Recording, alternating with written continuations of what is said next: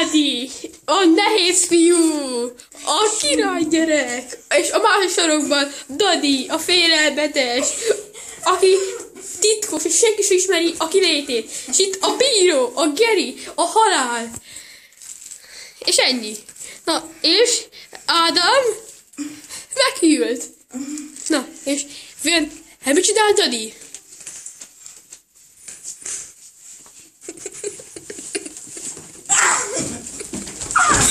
És szépen mindenkit a bírótán.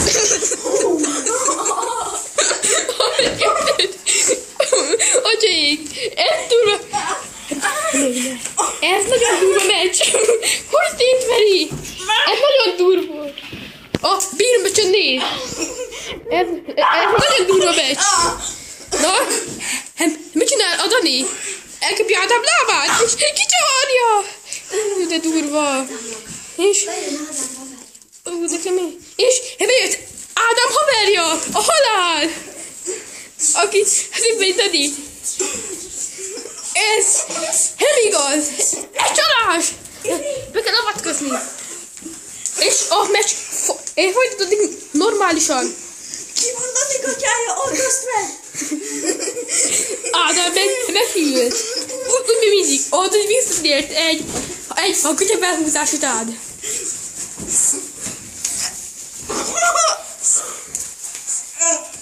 Ez a meccs egyre jobb.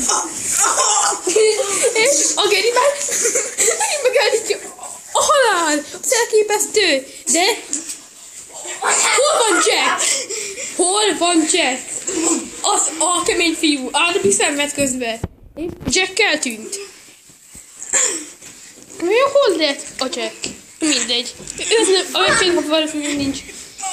És majdnem kiütötte egy. Ádám szenved Ádám!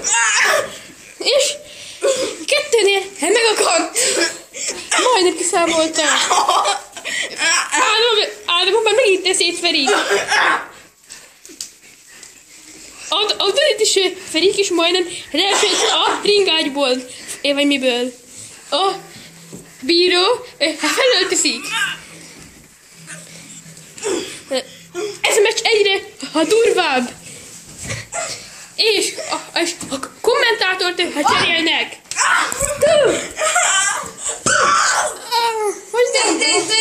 A Dani nyert, és nincs a kommentátor csere.